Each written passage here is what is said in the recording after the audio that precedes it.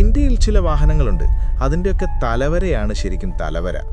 അതായത് അവ എങ്ങനെയുള്ളതാണെങ്കിലും അതിൽ പവർ ഇല്ലെങ്കിലും മൈലേജ് ഇല്ലെങ്കിലും സേഫ്റ്റി ഇല്ലെങ്കിലും കമ്പനി അതിനെ എങ്ങനെ രൂപമാറ്റം വരുത്തി ലോഞ്ച് ചെയ്താലും ശരി, നമ്മൾ ഇന്ത്യൻ ഉപഭോക്താക്കൾ അത് വൻതോതിൽ വാങ്ങിക്കൂട്ടും, ബ്രാൻഡിൻ്റെ പേരിൽ മാത്രം. പിന്നെ അതിൽ ഫീച്ചറുകളില്ലെന്നോ അത് വാല്യൂ ഫോർ മണി അല്ലെന്നോ ഉള്ള കാര്യങ്ങളൊന്നും ഒരു പ്രശ്നമേ അല്ല. വെറും പേരിൻ്റെ ബലത്തിൽ മാത്രം അവ വിൽക്കപ്പെടുന്നു. പക്ഷേ ഇതിനിടയിൽ ചില നല്ല വണ്ടികൾ ഇന്ത്യയിൽ വന്നിട്ട് പോയിട്ടുണ്ട്. അവ അങ്ങേയറ്റം അണ്ടർ റേറ്റഡ് ആയിരുന്നു. നമ്മൾ ഇന്ത്യക്കാർ അവയെ മനസ്സിലാക്കാൻ വൈകിപ്പോയി. മനസ്സിലായി വന്നപ്പോഴേക്കും ആ വണ്ടികൾ നാട് കടന്നിരുന്നു. ഇന്നത്തെ ഈ വീഡിയോയിൽ നമുക്ക് ചില മോസ്റ്റ് അണ്ടർ റേറ്റഡ് കാറുകളെക്കുറിച്ച് സംസാരിക്കാം. ഈ കാറുകൾ അവയുടെ കാലത്തിന് മുൻപേ വന്നു, അതിൻ്റെ ഫലമായി അവ പരാജയപ്പെടുകയും ചെയ്തു. Number 1, Maruti Suzuki Kizashi. ഇതൊരു സാധാരണ മാരുതി കാറാണെന്ന് കരുതി തെറ്റിദ്ധരിക്കരുത്. കാരണം ഇതിനേക്കാൾ മികച്ചൊരു വണ്ടി ഒരുപക്ഷെ ഇന്ത്യയിൽ ലോഞ്ച് ചെയ്യപ്പെട്ടിട്ടുണ്ടാവില്ല. കിസാഷി അടിസ്ഥാനപരമായി ഒരു പ്രീമിയം മിഡ് സൈസ് സെഡാനായിരുന്നു. ഇത് ഇന്ത്യയിൽ 2011 ലോഞ്ച് ചെയ്തത്. പ്രീമിയം സെഡാൻ എന്ന് പറയാൻ കാരണം മാരുതി ഗ്രാൻഡ് വിറ്റാറയ്ക്ക് ശേഷം മാരുതിയുടെ രണ്ടാമത്തെ ലക്ഷറി കാറായിരുന്നു ഇത്. ഇതിൽ 2.4 ലിറ്റർ പെട്രോൾ എഞ്ചിനാണ് വന്നിരുന്നത്. അത് 175 ഹോഴ്സ് പവർ ഉൽപ്പാദിപ്പിച്ചിരുന്നു. ഇതിലെ ഫീച്ചറുകൾ അക്കാലത്തെ അപേക്ഷിച്ച് വളരെ അഡ്വാൻസ്ഡ് ആയിരുന്നു. ഉദാഹരണത്തിന് power driver seat memory function, ambient lighting, dual zone climate control. ശരിക്കും പറഞ്ഞാൽ ഈ കാലത്ത് പോലും മാരുതി അവരുടെ പല വണ്ടികളിലും ഈ ഫീച്ചറുകൾ നൽകുന്നില്ല. അത് അന്നിതിലുണ്ടായിരുന്നു. ഇനി സുരക്ഷയുടെ കാര്യമാണെങ്കിൽ നിങ്ങൾ ചോദിച്ചേക്കാം, മാരുതിയും സേഫ്റ്റിയുമോ എന്ന്. എന്നാൽ അതിശയിപ്പിക്കുന്ന രീതിയിൽ കിസാഷി ഒരു ഫുള്ളി 5 സ്റ്റാർ റേറ്റഡ് കാറാണ്. ഇത് 2012 എൻക്യാപ് ടെസ്റ്റിൽ എല്ലാവരെയും ഞെട്ടിച്ചിരുന്നു.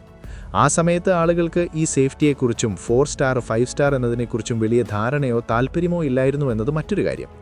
ചുരുക്കത്തിൽ പറഞ്ഞാൽ ഫീച്ചറുകൾ, ലുക്ക്, പവർ, കംഫർട്ട്, സേഫ്റ്റി എന്നീ കാര്യങ്ങളിൽ കിസാഷി ഒരു പെർഫെക്റ്റ് കാറായിരുന്നു. പക്ഷേ പിന്നെ ചോദ്യം വരുന്നത്, എവിടെയാണ് പിഴച്ചത്? അതായത് ഇത് പരാജയപ്പെടാൻ കാരണമെന്ത്? എന്തുകൊണ്ട്? എന്ത് സംഭവിച്ചു? ഇത് പരാജയപ്പെടാൻ പിന്നിലെ പ്രധാന കാരണം ഇതിൻ്റെ വിലയാണ്. കമ്പനി ഈ വണ്ടി ഇന്ത്യയിൽ നിർമ്മിച്ചിരുന്നില്ല. പകരം ഈ വണ്ടി കംപ്ലീറ്റ് ബിൽറ്റ് യൂണിറ്റ് വഴി ഇന്ത്യയിലേക്ക് ഇറക്കുമതി ചെയ്യുകയായിരുന്നു. അതുകൊണ്ട് ഈ വണ്ടിയുടെ വില താനെ വർദ്ധിച്ചു. അതായത് 2011 ഈ വണ്ടിയുടെ വില ഏകദേശം 21 ലക്ഷം രൂപയായിരുന്നു. അതും എക്സ് ഷോറൂം വില. പിന്നെ ഞാൻ പറഞ്ഞതുപോലെ അക്കാലത്ത് മാരുതിയുടെ ഇമേജ് ഒരു ബജറ്റ് കാർ നിർമ്മാതാക്കളുടേതായിരുന്നു. അതുകൊണ്ട് മാരുതിയുടെ കാറിന് ഇത്രയും പണം മുടക്കുന്നത് ലാഭകരമാണെന്ന് ആളുകൾ കരുതിയില്ല. അതിനു പുറമെ ഇതിൽ ഡീസൽ എഞ്ചിൻ വന്നിരുന്നില്ല. അക്കാലത്ത് ഇന്ത്യക്കാരുടെ ആദ്യ പരിഗണന ഡീസൽ വണ്ടികൾക്കായിരുന്നു. ഈ കാരണങ്ങൾ കൊണ്ടും കുറഞ്ഞ വിൽപ്പന കാരണവും 2014 തന്നെ ഇത് നിർത്തലാക്കി.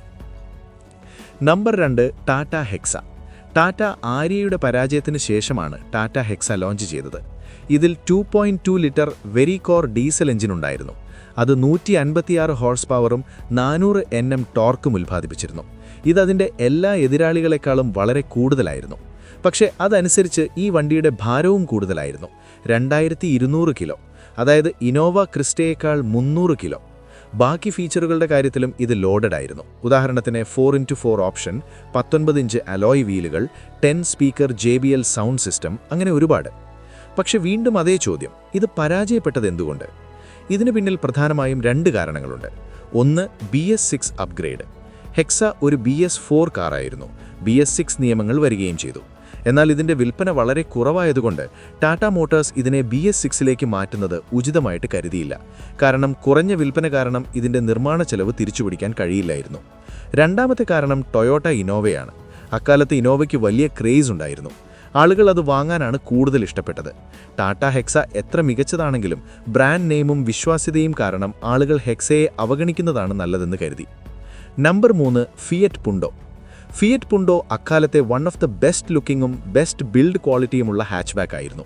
ഇതിൽ അക്കാലത്തെ അപേക്ഷിച്ച് കൂടുതൽ ഫീച്ചറുകളും അതോടൊപ്പം പെട്രോൾ, ഡീസൽ എഞ്ചിൻ ഓപ്ഷനുകളും ഉണ്ടായിരുന്നു.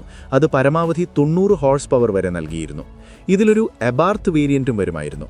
ബേസിക്കലി ഇന്ന് i20യിൽ എൻലൈൻ വേർഷൻ വരുന്നതുപോലെ എബാർത്ത് പുണ്ടോയുടെ സ്പോർട്ടിയും പെർഫോമൻസ് ഓറിയൻറ്റഡുമായ വേർഷനായിരുന്നു. ഇതിൽ 1.4 ലിറ്റർ ടർബോ പെട്രോൾ എഞ്ചിൻ ഉണ്ടായിരുന്നു. അത് 145 ഹോഴ്സ് പവറും 212 Nm ടോർക്കും നൽകിയിരുന്നു. പക്ഷേ വീണ്ടും ചോദ്യം, ഇത് പരാജയപ്പെട്ടത് എന്തുകൊണ്ട്?